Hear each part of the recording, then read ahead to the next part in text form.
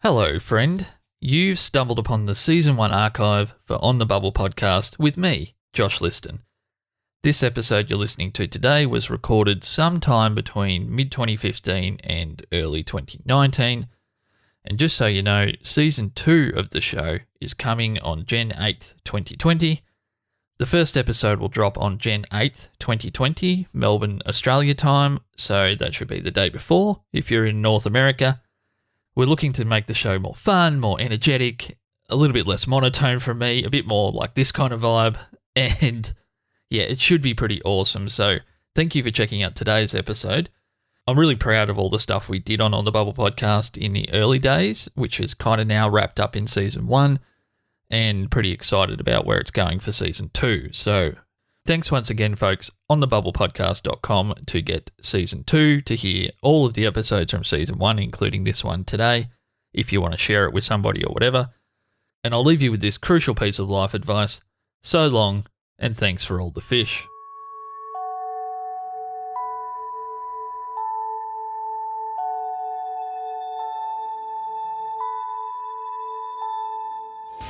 After an apparent deal with Sci-Fi fell through, Aussiello Files reported on April 26 that Legend of the Seeker had been canceled and would not return for a third season. Fans of the series responded by launching an ongoing renewal campaign titled Save Our Seeker. Terry Goodkind expressed his support for the campaign. Long live the Seeker!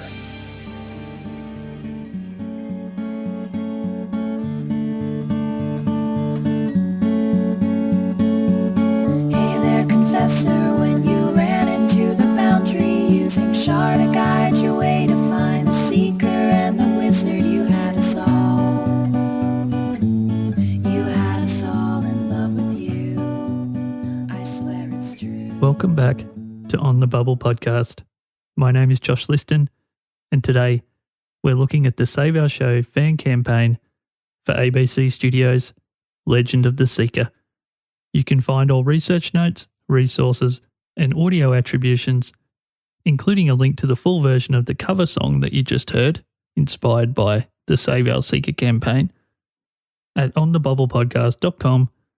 Just search for Legend of the Seeker. Okay, here we go.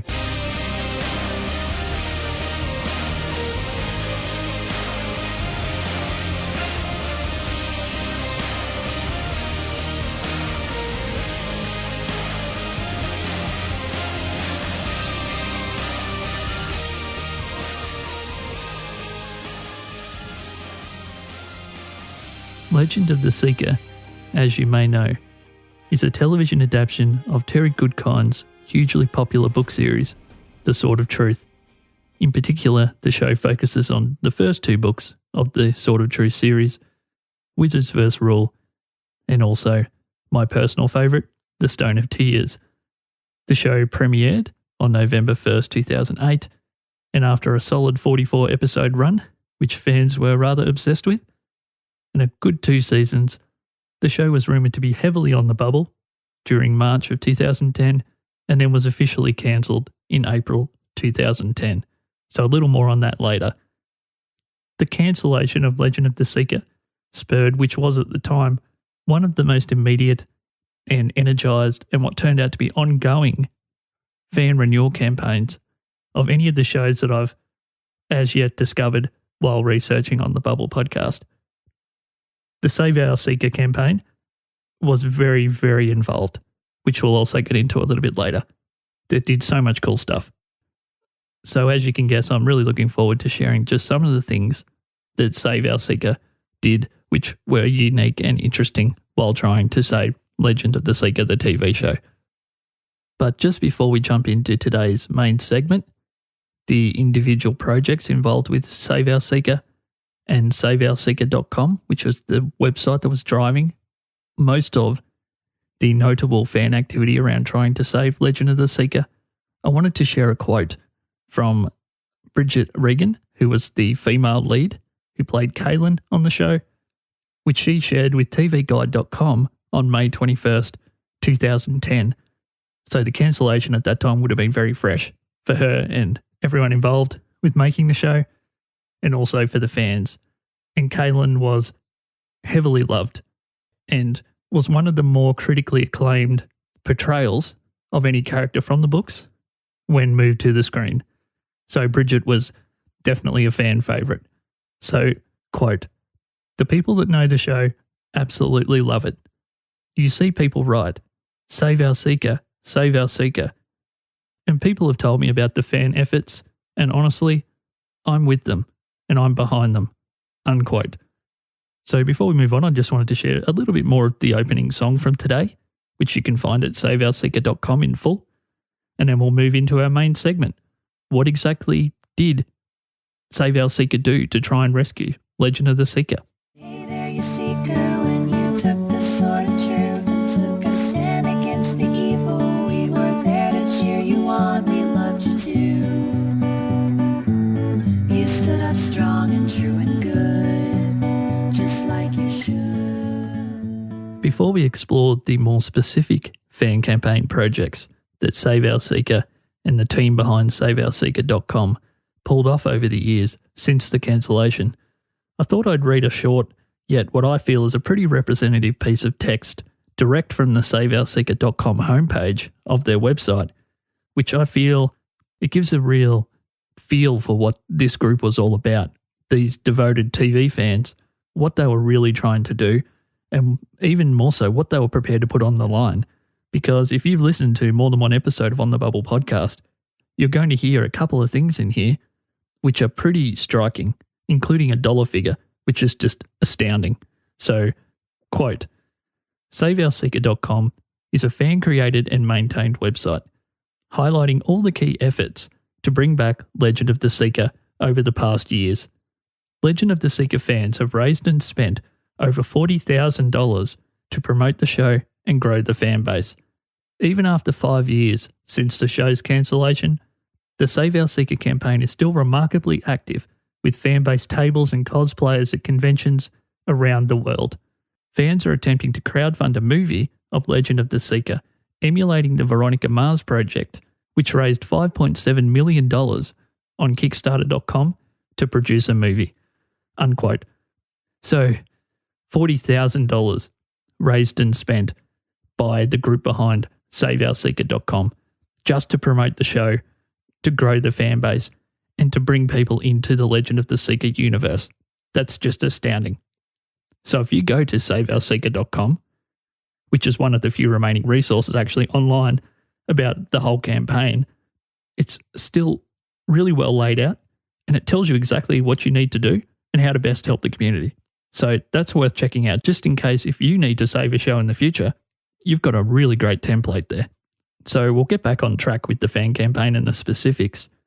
The very first thing we'll cover off on is something pretty generic, and that's a change.org campaign.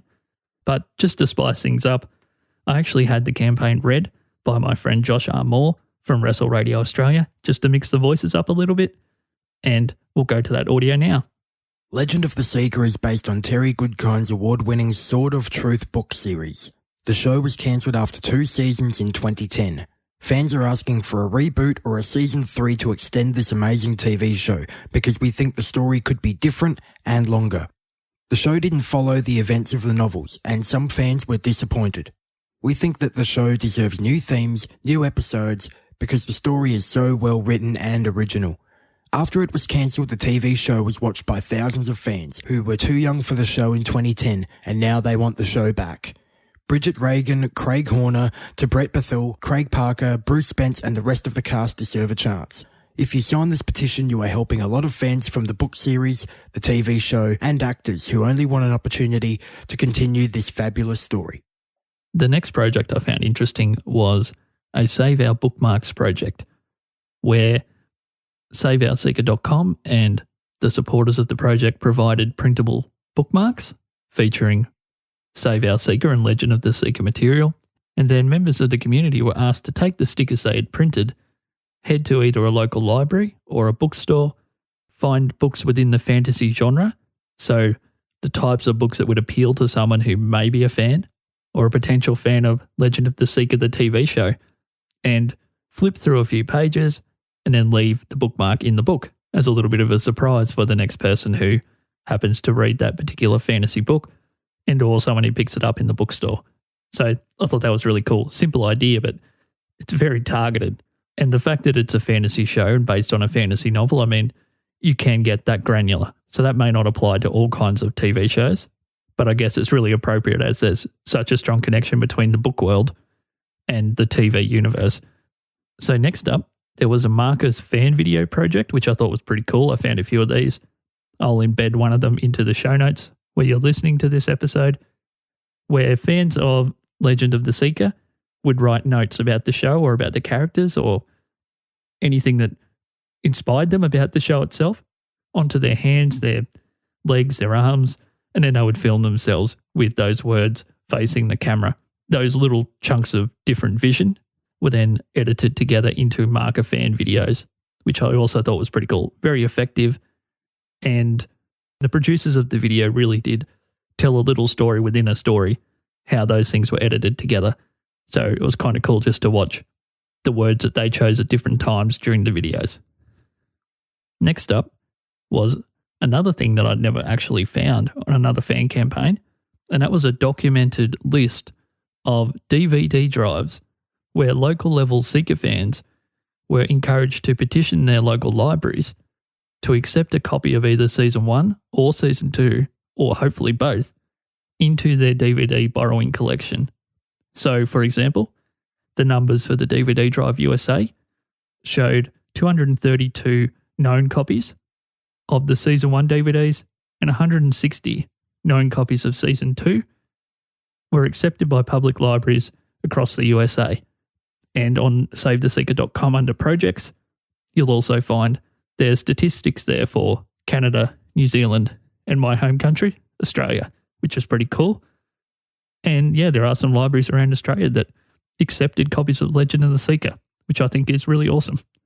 So finally, the thing that a lot of people know about, I guess, and what reinvigorated the fan campaign to stretch it out over now the better part of 5 years, which was the movie crowdfunding campaign for Legend of the Seeker, which we mentioned earlier. It's on the homepage of their website. The group behind the campaign were hoping to emulate a result similar to Veronica Mars, who, as mentioned earlier, raised $5.7 million towards a Veronica Mars movie. Just before we finish up, I think it's important to highlight where that reinvigoration came from for the movie crowdfunding campaign. And it's probably from a lot of places, but one particular influential tweet from series star Craig Horner, who played Richard Cypher, the star of the story and the central character of the book series, mentions in no uncertain terms the likelihood of a third season of the show versus an actual film becoming part of the Legend of the Seeker universe. So I'll finish up by reading that tweet from Craig now. Thank you again for joining me on thebubblepodcast.com for all the episode resources, the fan videos, etc., the audio attributions for today for people who have guested audio onto the show. You'll also find links to their podcast at onthebubblepodcast.com. Just search for Legend of the Seeker. So this is a tweet from Craig Horner from February 2014 about Legend of the Seeker, the movie. Quote, "There's more chance of a Legend of the Seeker film than a third season, and Sam Raimi could make it happen." Unquote.